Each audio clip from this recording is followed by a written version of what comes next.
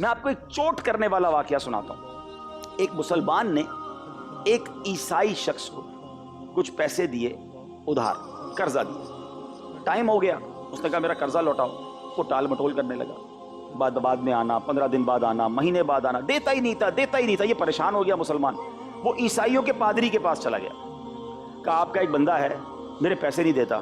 کہا اچھا، ایک پرچی لکھ کے دی، کہا جا کے اس کو دے دو۔ وہ پادری سے پرچی لی اور جا کر اس عیسائی کو پڑھا دی۔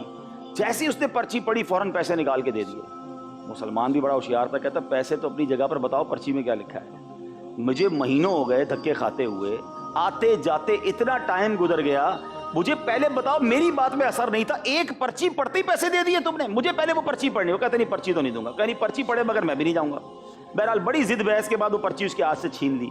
اس پرچی پر ایک جملہ لکھا تھا، کیا تو مسلمان ہو گیا ہے جو لوگوں کے پیسے نہیں دیتا ہے؟ دیکھیں یہ بات ہم آپس میں چوٹ کرنے کے لیے ایک دوسرے سے کر رہے ہیں، کیا یہ اسلام کی تعلیمات ہیں؟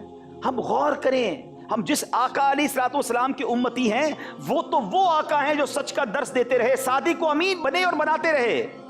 اور آج اگر مسلمان جھوٹا ہوگا، مسلمان امانتوں کو نہیں لوٹانے والا ہوگا، ملاوٹ کرنے والا ہوگا، ہم اللہ کے حبیب علیہ الصلوۃ والسلام کو قیامت کے دن منہ کیا دکھائیں گے؟ امام حسین پنجتن پاک کی غلامی کا ہم دعویٰ کرتے ہیں، امام حسین کی نیاز بناتے ہیں، محرم میں خوب ان کا ذکر کرتے ہیں، بہت اچھی بات ہے۔ انہوں نے کیا کیا تھا؟ انہوں نے اسلام کے پرچم کو بلند کرنے کے لیے اپنا خاندان لٹا دیا، سر کٹا دیا، پیاسے دنیا سے چلے گئے۔ کیا نہیں چاہتے آپ اور میں کہ قیامت کے دن امام حسین سے ملاقات ہو، پنجتن پاک سے ملاقات ہو، کربلا والوں کے ساتھ ہم جنت میں جائیں؟ ہم سب چاہتے ہیں، لیکن at the day of judgment اگر وہاں مجھ سے اور آپ سے سوال کر لیا امام حسین نے کہ ہم نے تو نانا کے دین کے پرچم کو بلند کرنے کے لیے سر بھی کٹا دیا، تم دنیا میں کیا کر کے آئے ہو؟ تو دیر از اینی آنسر؟ کوئی جواب ہے ہمارے پاس کہ ہاں میں اپنے قلم سے، اپنے کردار سے جتنا اپنے حصے کا چراغ تھا میں جلا کر آیا ہوں، میں دین کی بات کر کر آیا ہوں، میں سچ کی بات کر کے آیا ہوں، میں اسلامی تقاضوں کے مطابق زندگی گزار کر آیا ہوں؟ کیا جواب دیں گے؟ صرف پیسے کمانے کے لیے میں اور آپ دنیا میں نہیں آئے، چند لوگوں کو خوش کرنے کے لیے نہیں آئے۔ ہمیشہ یاد رکھیے، میں ایک حدیث سناتا ہوں جس کا مضمون ہے، اور یہ ہم سب کے لیے، کہ اللہ کے حبیب علیہ الصلوۃ والسلام فرماتے کچھ لوگ مخلوق کو راضی کرنے کے لیے خدا کو ناراض کر دیتے ہیں، اور ایک وقت آتا ہے کہ ان سے مخلوق بھی ناراض ہو جاتی ہے۔ اب ذرا غور کر لیجئے، ایسے بہت سارے زندگی کے شعبے آپ کو نظر آئیں گے جو ساری زندگی بندوں کو راضی کرنے کے چکر میں اللہ کو ناراض کرتے رہے، کیونکہ کام ہی ایسے کیے جو اللہ کی ناراضگی والے تھے۔ حرام کام کرنے والے بہت سارے شعبے ہیں، معاذ اللہ، میں صرف اشارہ کر دیتا ہوں، جیسے ناچ گانے کرنے والے، اور بہت سارے ایسے کام ہیں جو حرام کر رہے ہوتے ہیں، جھوٹ بول رہے ہوتے ہیں، فحاشی کو پھیلا رہے ہوتے ہیں، سپورٹ کر رہے ہوتے ہیں انہیں، کس کو راضی کرنے کے لیے؟ چند مالکان کو، چند دوستوں کو، چند سیٹھوں کو۔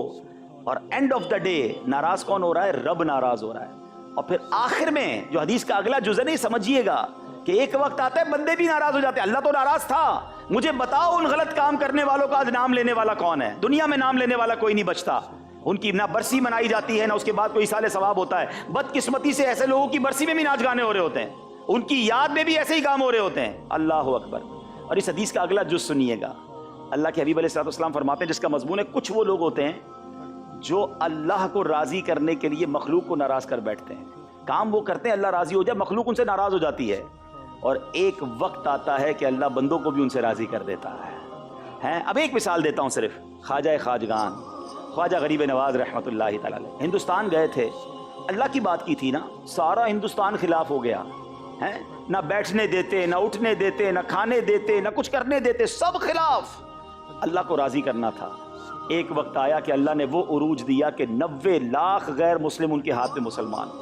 آج 800 سال سے زیادہ عرصہ ہو گیا ہے، مجھے دنیا کا ایک کونا بتا دیں جہاں خواجہ کے چاہنے والے نہ ہوں، ساری دنیا ان سے راضی ہے، وہ اللہ کو راضی کرنے کے لیے زندگی گزارتے رہے، رب نے مخلوق کو بھی ان سے راضی کر دیا۔ اب میری اور آپ کی باری ہے، سوچنا یہ ہے کہ میں نے اور آپ نے زندگی کیسے گزارنی ہے، بندوں کو راضی کرنا ہے یا رب کو راضی کرنا ہے؟ یقین مانے جس سے رب راضی اس سے سب راضی۔ ہم رب کو راضی کرنے والی زندگی گزاریں۔ جب اللہ اور اس کے حبیب علیہ الصلوۃ والسلام کے فرمان ہم تک پہنچے ہیں کہ حلال کمانا ہے، سچ بولنا ہے۔ اچھا ایک اور بڑا پرابلم ہے، یہ ایک اور بات بڑی باریک بات ہے، ہر سچ بھی بیان کرنے کی اجازت نہیں ہوتی ہے۔ ہاں یہ بھی ذرا سمجھ لیجئے، لوگ کہتے ہیں ہم تو سچ ہی لکھ رہے تھے جناب، ہم تو سچ ہی بیان کر رہے تھے۔ آپ کو میں بتاؤں غیبت سچ ہی ہوتی ہے، غیبت جو ہے یہ واقعی سچ ہوتا ہے. اگر کوئی شخص کالا ہے، موٹا ہے، خراب ہے، برا ہے، اور آپ اس کے بارے میں بات کر رہے ہیں تو سچ کہہ رہے ہیں آپ. لیکن کسی مسلمان کی برائی بیان کرنے کے لیے اس کی پیٹھ پیچھے یہ بات کرنا، یہ سچ تھی.